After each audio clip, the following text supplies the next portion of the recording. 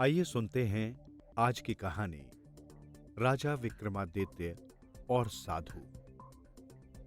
बहुत समय पहले की बात है। विक्रमादित्य नामक राजा उज्जैन पर शासन करते थे।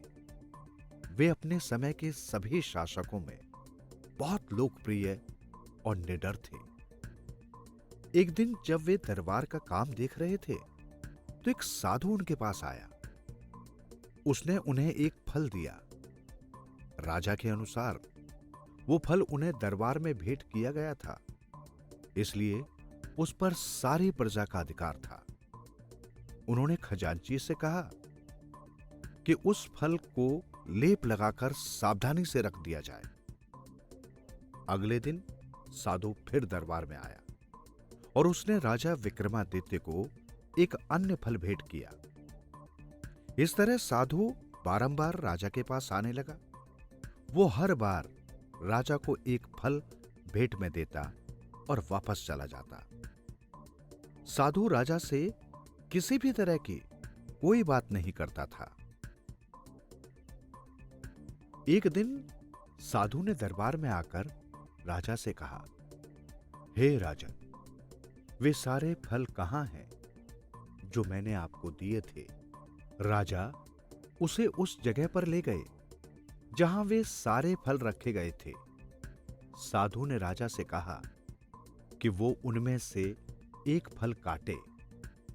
जब राजा ने फल काटा तो वो हैरान रह गया। उस फल के भीतर एक रत्न छिपा था, यानी हर फल में एक रत्न था। साधु ने मुस्कुराकर कहा, राजन, मैं आपको और भी ऐसे रत्न दे सकता हूं। आपकी राजधानी और प्रजा संपन्न हो जाएगी, लेकिन आपको भी मेरे लिए कुछ करना होगा। राजा ने एक पल सोचा और बोले, मैं आपके लिए क्या कर सकता हूं? साधु ने कहा, राजन, टनकपुर के जंगल में पीपल का एक पेड़ है जिस पर एक शव उल्टा लटका हुआ है। आपको वो शव लाकर मुझे देना होगा।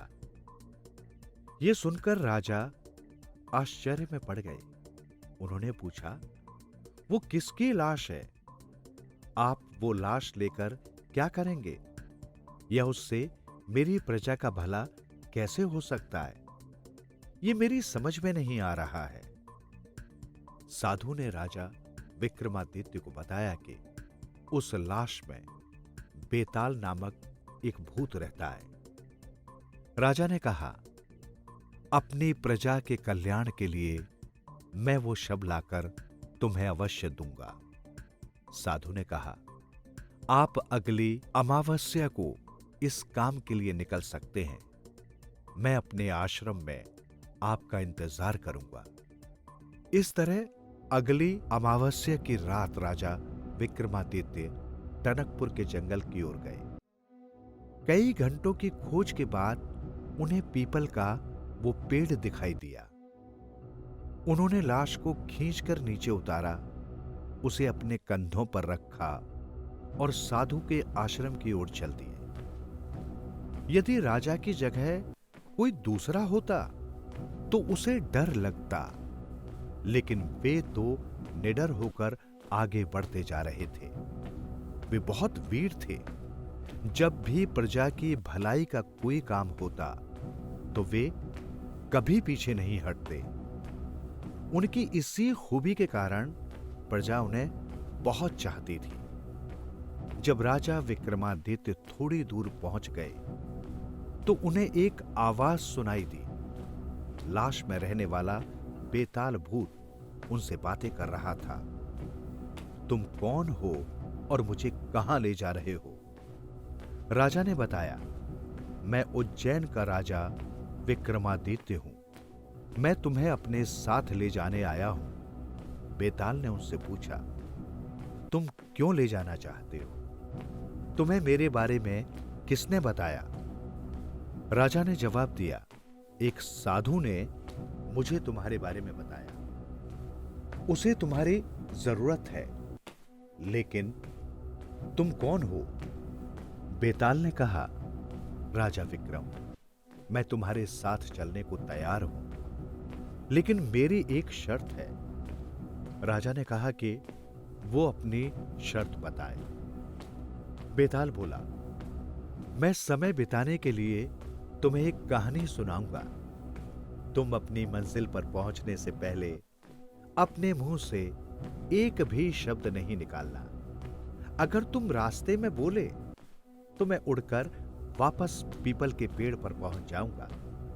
फिर तुम्हें दोबारा वहां तक वापस जाना होगा और उसी तरह मुझे अपने कंधों पर लादकर लाना होगा। राजा ने पूछा, तुम मेरे साथ चलने से इनकार नहीं करना। भले ही तुम 1000 बार वापस चले आओ, मैं तुम्हें हर बार लेने आऊंगा। मैंने साधु को वचन दिया है और मैं अपने वचन से पीछे नहीं हटता। बेताल ने राजा की बात मान ली।